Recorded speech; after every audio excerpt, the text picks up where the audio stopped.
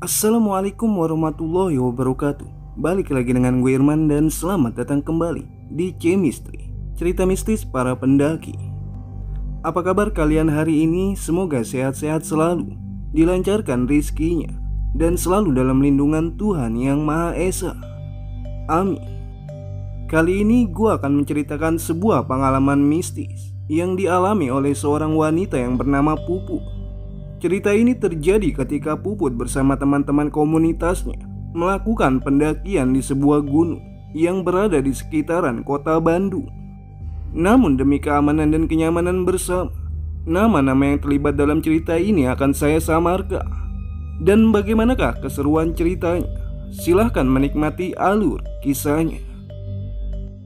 Tapi seperti biasa, sebelum kita masuk ke ceritanya, jangan lupa like, comment, and share video ini. Subrek, nyalain juga lonceng notifikasinya supaya kalian gak ketinggalan cerita-cerita selanjutnya.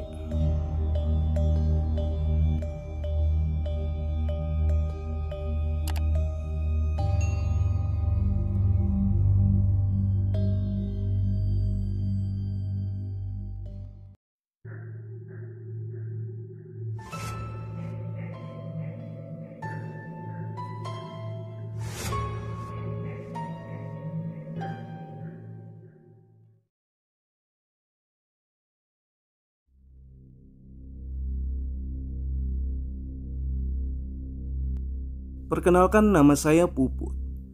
Bulan Januari di tahun 2020, komunitasku mengadakan acara pendakian ke salah satu gunung yang berada di daerah Bandung Selatan, yaitu Gunung Koromo. Gunung ini lumayan bersahabat karena ketinggiannya pun kurang dari 1000 meter. Durasi pendakiannya pun cukup singkat, hanya butuh waktu 1,5 jam sampai 2 jam saja dari base camp untuk bisa sampai di puncak Gunung Koromo.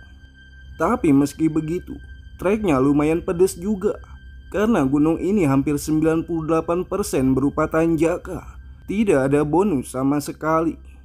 Hal itu juga lah yang menjadi alasan kenapa banyak yang naik gunung ini di waktu malam hari.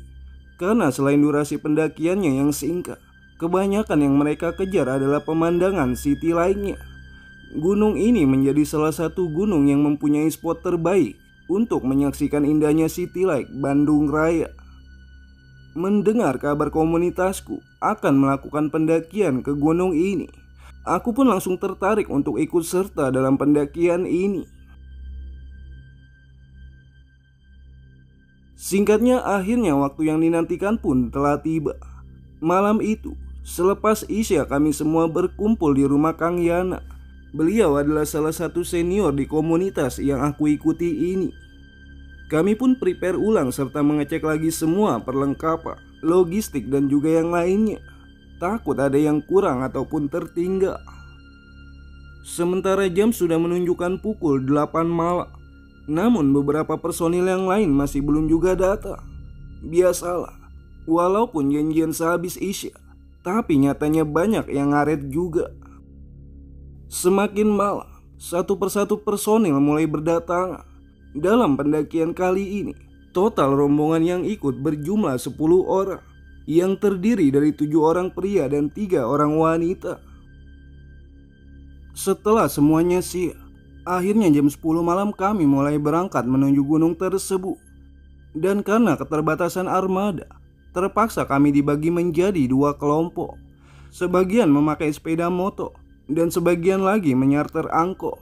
Kami kemudian berjanjian untuk bertemu lagi nanti di base camp pendakian. Jarak dari tempat Kang Yana ke base camp pendakian tidak terlalu jauh. Sekitar 20 menit kemudian, kami pun sampai di gerbang pertama. Dari gerbang pertama ini, kami kemudian berjalan kaki untuk bisa sampai ke base camp dan bertemu lagi dengan rombongan yang tadi memakai motor. Setelah beristirahat sejenak, akhirnya pendakian pun dimulai. Tapi salahnya kami tidak berdoa dulu. Di awal pendakian, kami harus menyusuri rumah-rumah warga sebelum akhirnya kami mulai masuk ke dalam kawasan yang lumayan rimbun dengan pepohonan. Saat pertama kali aku menginjakan kaki di hutan ini, entah kenapa Perasaanku menjadi tak enak.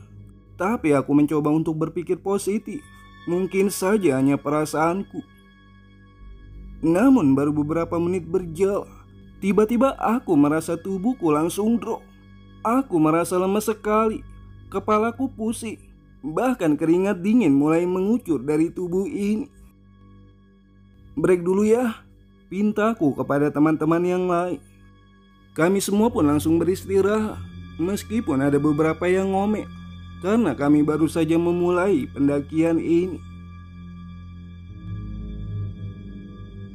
Setelah lumayan agak enakan, aku pun mengajak teman-teman yang lain untuk kembali melanjutkan perjalanan ini. Tapi juga baru beberapa langkah, aku kembali meminta untuk berhenti lagi. Karena kini aku merasa badanku semakin berat, padahal aku tak membawa tas sama sekali. Kami pun berhenti lagi untuk beristirahat. Dan saat sedang duduk, aku pun iseng memainkan senter, kemudian menyorotkannya ke segala arah. Dan ketika aku menyorotkannya ke arah teman-teman yang beristirahat sedikit jauh, beberapa meter dariku ini, tiba-tiba, astagfirullahaladzim, aku langsung terkejut. Kemudian langsung mematikan senter saat itu juga. Karena barusan aku melihat ada perempuan yang memakai gaun putih. Perempuan itu berdiri tepat di bawah pohon, di samping teman-temanku yang sedang duduk beristirahat. Kang Indra yang duduk di sebelahku pun ikutan terkejut juga. "Kenapa, Put?" "Enggak, Kang. Enggak apa-apa. Ayo lanjut," jawabku berpura-pura. Meskipun aku tahu kalau Kang Indra saat itu tak percaya dengan ucapanku ini. Kemudian kami pun melanjutkan perjalanan ini. Tapi baru aja beberapa langkah, tiba-tiba pandanganku langsung gelap. Dan aku sudah tidak ingat apa-apa lagi. Menurut cerita teman-temanku, saat itu aku tiba-tiba jatuh. Awalnya beberapa dari mereka menertawakanku.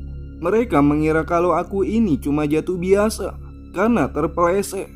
Kebetulan kondisi saat itu memang habis diguyur hujan pada sore harinya. Jadi kontur tanah saat itu sedikit becek dan juga licin. Namun kemudian mereka mulai panik saat aku mulai menangis. Tangisanku begitu menyeramkan dan juga sangat menyayat hati, membuat teman-temanku langsung merinding saat itu juga. Mereka semua pun langsung menolong dan mencoba untuk menenangkanku supaya berhenti menangis. Tapi tak lama kemudian teman-temanku baru sadar kalau saat itu aku sedang kesurupan. Karena pada saat itu tanganku tiba-tiba mencakar-cakar tanah. Kang Indra pun langsung membaca-bacakan doa untuk menyembuhkanku. Namun aku malah semakin memberontak dan langsung menyerang Kang Indra. Bahkan saat itu aku sampai mencekik lehernya Kang Indra. Dan cekikannya itu begitu kuat, sampai-sampai Kang Indra susah untuk bernafas. Butuh beberapa orang untuk melepaskan tanganku ini dari lehernya Kang Indra itu. Karena pada saat itu tenagaku menjadi lebih besar berkali-kali lipat dari biasanya. Setelah lumayan lama, alhamdulillah akhirnya aku bisa tersadar juga. Aku hanya terkejut ketika melihat semua teman-temanku yang sudah pada berkumpul mengerumuni aku saat itu. "Aku kenapa?" "Enggak apa-apa, kamu tadi jatuh." "Serius?" "Iya serius, itu lihat, tangan sama pakaianmu kotor semua," saut Kang Indra meyakinkanku. Ternyata memang benar, tangan dan pakaianku ini sudah berlumuran tanah. Dan setelah aku mulai tenang, akhirnya kami pun melanjutkan perjalanan ini.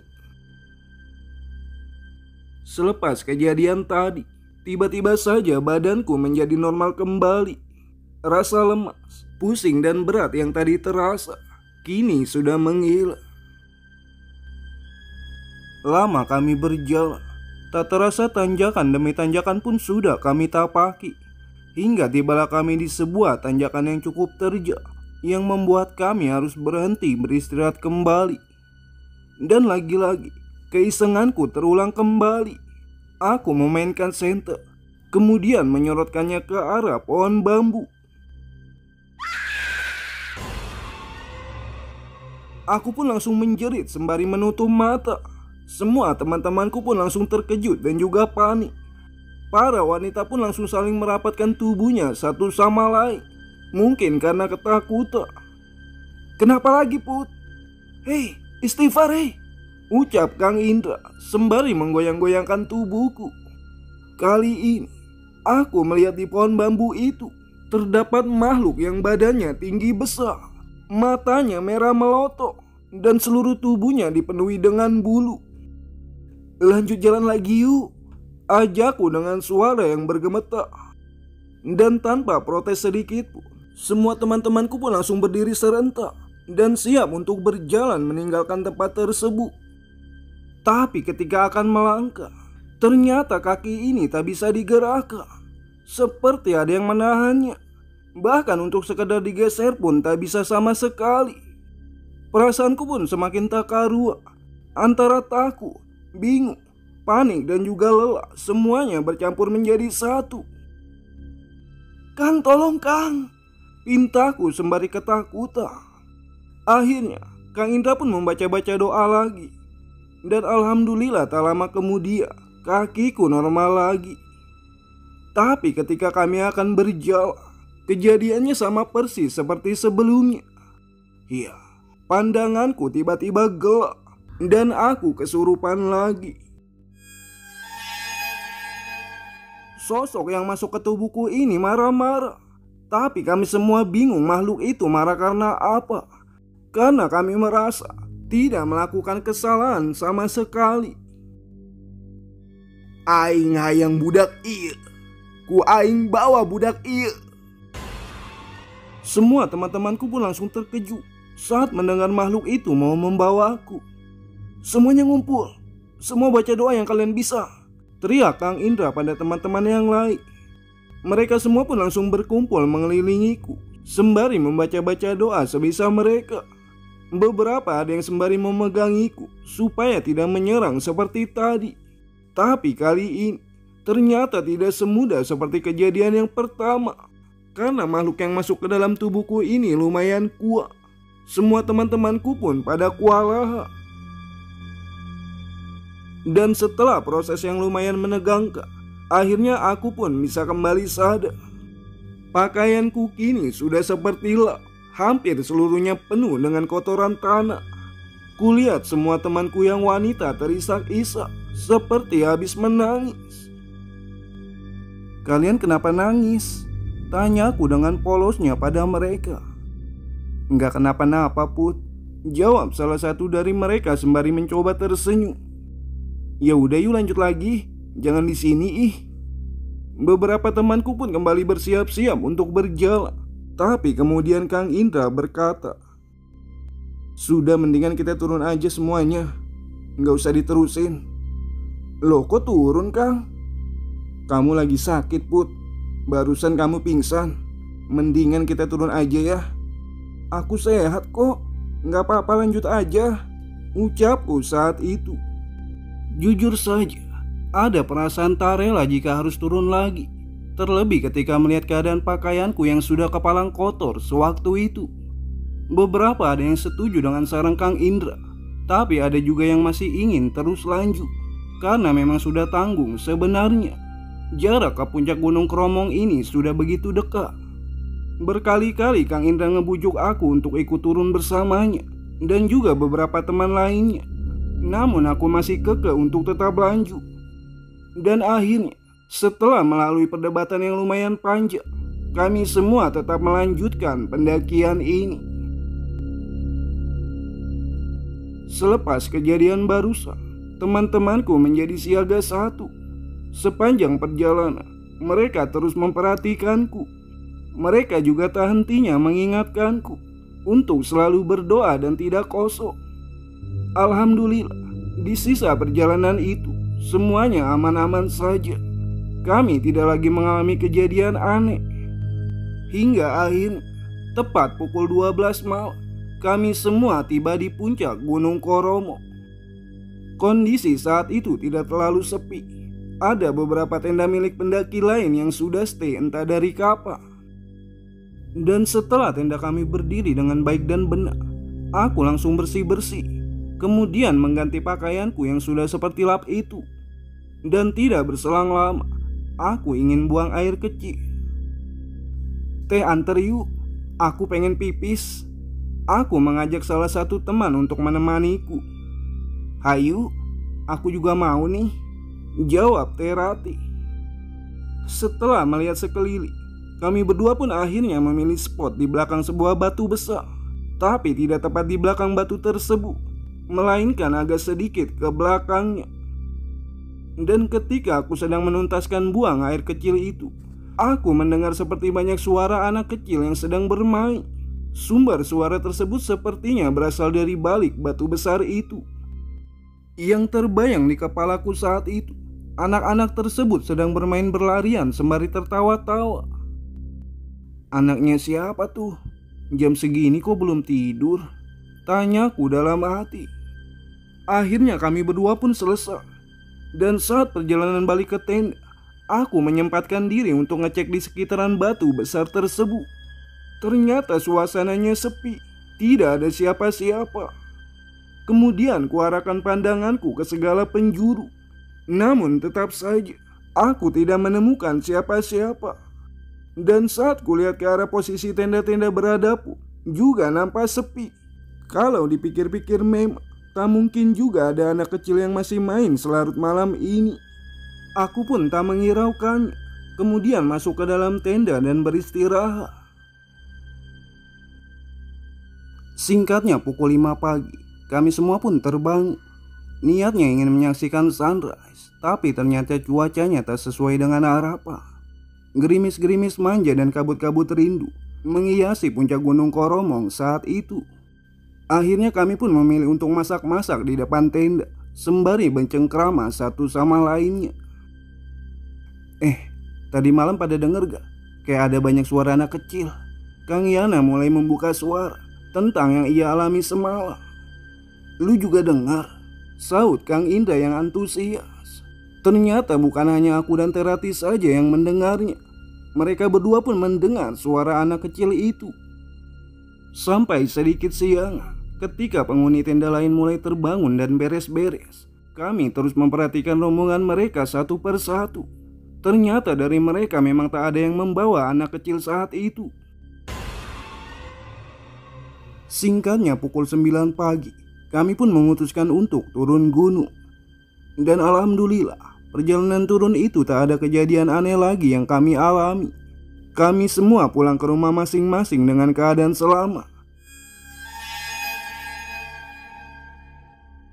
Jadi seperti itulah pengalaman mistis singkatku di Gunung Koromo.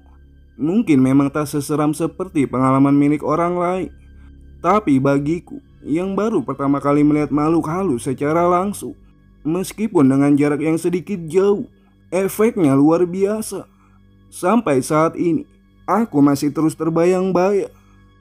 Dan pesanku untuk kalian semua, jika akan melakukan aktivitas apapun, jangan lupa untuk berdoa terlebih dahulu. Dan jangan sesekali memainkan senter ketika trekking malam.